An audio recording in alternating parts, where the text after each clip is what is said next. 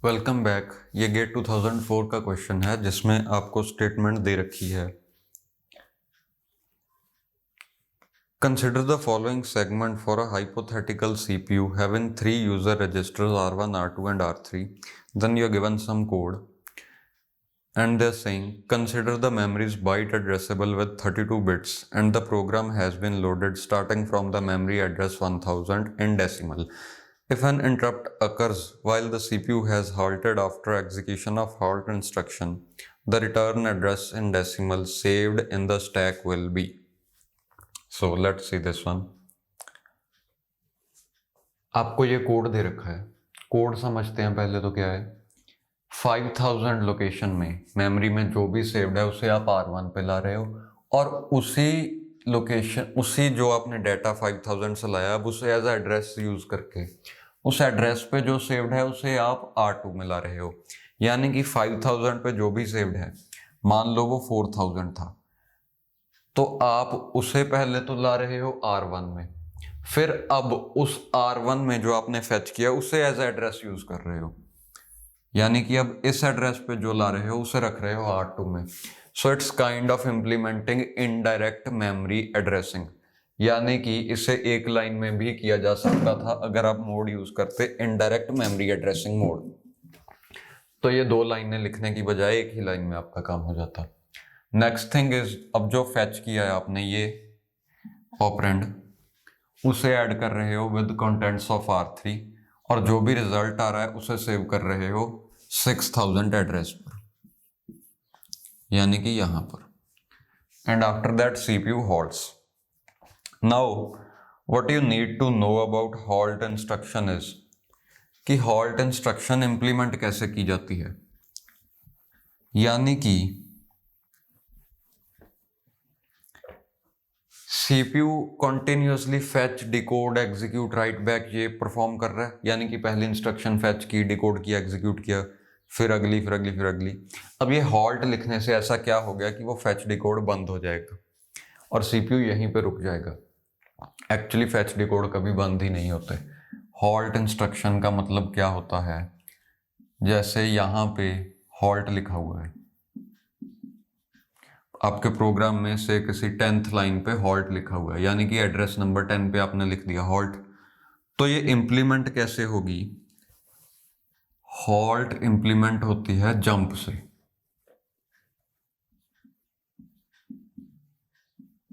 Jump 10, यानी कि आप प्रोसेसर को बता रहे हो कि इसी लाइन पे दोबारा जंप करो, मीन्स इसी एड्रेस पे वापस आ जाओ और यहां से एग्जीक्यूशन शुरू कर दो। अब प्रोसेसर दोबारा इसी लाइन को फेच करके एग्जीक्यूट करेगा, वहां पे फिर से लिखा होगा जंप 10, फिर इसी लाइन को ऐसे ऐसे करके प्रोसेसर यहीं पे लूप करता रहेगा। यानी कि ये एक स्पिन लॉक है, या हम इसे कहते हैं busy waiting in language of operating systems. अगर आपने वो सब्जेक्ट पढ़ रखा है तो आपको ये अच्छे से समझ में आ जाएगा। एनीवेज, जो मुद्दे की बात है वो ये है कि CPU की एग्जीक्यूशन रुकती नहीं है। हॉल्ट लिखने से हमें ऐसा लगता है कि CPU उसी लाइन पे रुक गया, बट वो कंटिन्यूसली एग्जीक्यूट करे जा रहा है। I have to take this call. I'll see you. तो मुद्दे की बात ये है, तो CPU कभी भी एग्जीक्यूशन रोकता नहीं है। हमें बस ऐसा लगता है कि उसी लाइन पे स्टक हो गया, एक्चुअली वो लाइन ही कह रही है कि दोबारा इसी लाइन पे जंप करो। तो CPU कंटिन्यूसली जो भी लाइन उसे हम बता रहे हैं उसे फेच कर रहा है, डिकोड कर रहा है और एग्जीक्यूट कर रहा है, बट वो एग्जीक्यूशन के बाद उसी लाइन पे वापस आ जा रहा है, इसलिए हमें लगता है कि एग्जीक्यूशन रुक चुकी है। एनीवेज, यहां पे हमें गिवन है कि एक इंटरप्ट अकर हो रहा है, इस लाइन पे इंटरप्ट अकर हो रहा है, तो उस इंटरप्ट का रिटर्न एड्रेस क्या होगा। अब एक बड़ी इंटरेस्टिंग लाइन भी क्वेश्चन में गिवन है, memory is byte addressable with word size 32 bits. इतने पार्ट का तो मतलब हुआ कि मेमोरी में हर बाइट के पास अपना अपना यूनिक एड्रेस है। मतलब अगर मैं करंट एड्रेस से एक अगले एड्रेस पे जाऊं तो मैं अगली बाइट पे जा रहा हूं, बट साथ ही साथ आपको ये भी गिवन है memory is byte addressable with size 32 bits. Size 32 bits का मतलब क्या हुआ कि ये प्रोबेबली यहाँ पे वर्ड साइज की बात कर रहे हैं, तो साइज 32 बिट्स लिखने का मतलब ये हुआ कि एक वर्ड 32 बिट्स का है, यानी कि 4 बाइट्स का है। मतलब एक वर्ड 4 एड्रेसेस कंज्यूम करेगा। नॉर्मली क्या होता है, एक वर्ड एक ही एड्रेस लेता है। एक वर्ड फेच करना मतलब एक एड्रेस का पूरा डाटा फेच करना, बट यहाँ पे आपको एक्सप्लिसिटली मेंशन्ड है एक वर्ड 4 बाइट्स का है, और इंस्ट्रक्शंस का आपको बता रखा है कि वो इतने इतने वर्ड्स की हैं। अब 2 वर्ड्स की इंस्ट्रक्शन होना मतलब 8 बाइट्स की होगी। ये मैंने इंस्ट्रक्शन का साइज कैलकुलेट कर लिया है in terms of bytes. 4 byte का एक वर्ड है। अब अगर 2 बाइट की इंस्ट्रक्शन, 2 वर्ड की इंस्ट्रक्शन आपको गिवन है, तो वो 8 बाइट की ही होगी ना। Parallelly you can calculate all of these. Now if we see इनके एड्रेसेस क्या होंगे। क्वेश्चन में स्पेसिफाइड है कि फर्स्ट इंस्ट्रक्शन एड्रेस नंबर 1000 से शुरू हो रही है, तो 1000 से लेके अगर हम 8 एड्रेसेस देखें तो वो 1000 से लेके 1007 तक जाएंगे। यानी कि पहली इंस्ट्रक्शन 1000 से स्टार्ट होके 1007 तक जाएगी।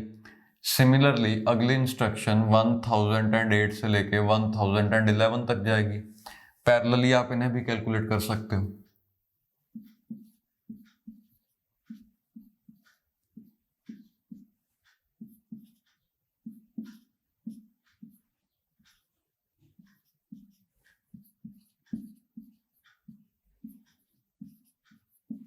यानी कि इंस्ट्रक्शंस इन एड्रेसेस पर सेव्ड हैं।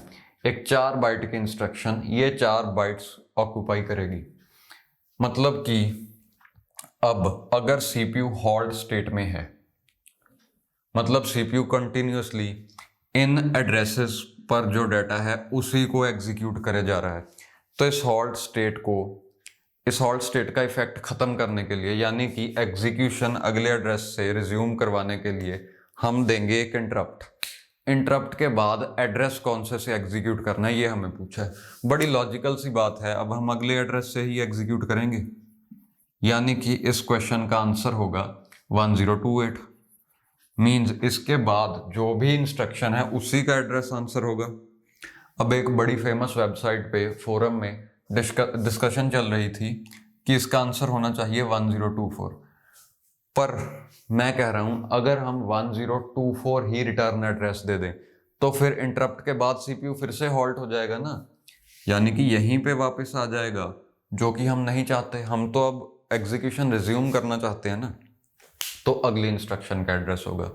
मैं इसका सेकंड पार्ट पढ़ता हूं and then will see the solution to it. Second part में आपसे पूछा है if interrupt occurs during add instruction what will be the return address pushed on stack. Add instruction ये रही। अब यहाँ पे अगर इंटरप्ट आ रहा है, आपको पहले तो ये पता होना चाहिए कि इंटरप्ट आने पे जो भी करंट इंस्ट्रक्शन एग्जीक्यूट हो रही है उसकी एग्जीक्यूशन कंप्लीट करने के बाद ही हम इंटरप्ट को प्रोसेस करेंगे। यानी कि चाहे इस इंस्ट्रक्शन को फैच करते टाइम इंटरप्ट रेज हो गया, फिर भी हम इसे फैच डिकोड एग्जीक्यूट कंप्लीट करने के बाद, यानी कि ये पूरी इंस्ट्रक्शन प्रोसेस होने के बाद ही इंटरप्ट को हम हैंडल करेंगे। यानी कि यहाँ पे जो डाटा है वो कंप्लीटली एग्जीक्यूट हो चुका होगा। अब हम स्टार्ट करेंगे अगले एड्रेस से, यानी कि इंटरप्ट प्रोसेस होने के बाद इस एड्रेस पे वापस आना है, यहाँ से एग्जीक्यूशन प्रोग्राम की दोबारा से रिज्यूम करेंगे, विच मीन्स रिटर्न एड्रेस जो सेव होगा इस केस में वो होगा 1016। ये रहा आपका आंसर। एक और पार्ट है इस क्वेश्चन का, will see that also.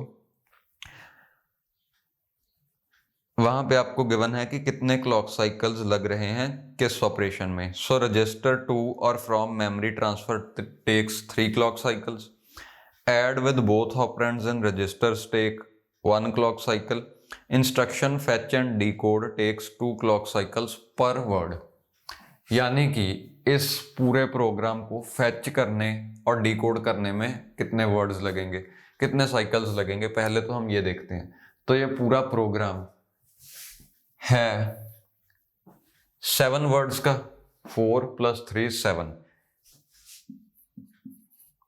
7 words यानी कि 14 क्लॉक साइकिल्स तो फेच और डिकोड में ही लग जाएंगे। अब मैं जो कह रहा हूं इसका ये मतलब नहीं है कि पूरा प्रोग्राम एक साथ फेच होके एक साथ डिकोड होगा। मैं ऐसा कह रहा हूं कि ये लाइन फेच होगी, डिकोड होगी, फिर एग्जीक्यूट होगी, उसके बाद में ये फेच होगी, डिकोड होगी, फिर एग्जीक्यूट होगी। बट अभी के लिए हम एग्जीक्यूट को साइड में रखें और ये कैलकुलेट कर रहे हैं कि फेच डिकोड में कितना क्लॉक साइकिल्स लग जा रहा है। वो आया 14 क्लॉक साइकिल्स। अब एग्जीक्यूशन में देखते हैं। एग्जीक्यूशन में आपको गिवन है कि मेमोरी में चाहे तो रीड करना हो चाहे राइट करना हो 3 क्लॉक साइकिल्स लगेंगे, यानी कि इस इंस्ट्रक्शन को 3 लगे, इसे भी 3 लगे। सो 14 + 3 + 3। ऐड को आपको गिवन है 1 लग रहा है, यानी +1, और ये फिर से मेमोरी रेफरेंस आ गई, यानी कि यहां पे 3 और लगेंगे, मींस +1 + 3। और हॉल्ट का आपको गिवन नहीं है तो आप मान सकते हो 0। अब आंसर जो आया आपका 9 + 1 10, 14 + 10 is 24, यानी कि इस पार्ट का आंसर 24 आया। 24 क्लॉक साइकिल्स में ये पूरा एग्जीक्यूट हो जाएगा। अब चीज़ों को ओवर कॉम्प्लिकेट मत करना, यानी कि आप एग्जाम में बैठे बैठे ये सोचने लग जाओगे कि हॉल्ट तो बार बार एग्जीक्यूट हो रहा है, यानी कि हम हॉल्ट पे बार बार जंप करते जा रहे हैं, तो इससे तो काफ़ी सारे क्लॉक साइकिल्स लग जाएंगे। प्लीज़ ऐसा मत सोचना, बिकॉज कुछ हम एज्यूम नहीं कर सकते कि ये 5 बार एग्जीक्यूट होगा, 100 बार होगा या 50,000 बार होगा। सो ऐसा एज्यूम करो ये एक ही बार एग्जीक्यूट हो रहा है, just for calculating number of clock cycles. Second thing is, आपको ये लग सकता है कि इसके एग्जीक्यूट फेस में, यानी कि फेच डिकोड तो 1 वर्ड का है तो 2 क्लॉक साइकिल्स लग गए, एग्जीक्यूट में कितने लगेंगे? You are not given anything about execution of halt instruction, then safely इसे 0 एज्यूम कर लो, यानी कि इसे एग्जीक्यूट करने में 0 क्लॉक साइकिल्स लग रहे हैं, just for solving that to only in this question, यानी कि इसी क्वेश्चन में ऐसा मानो, क्योंकि आपको कुछ गिवन नहीं है। तो इसका आंसर आ गया 24। मैं अगला क्वेश्चन लिखता हूं and I hope to see you there.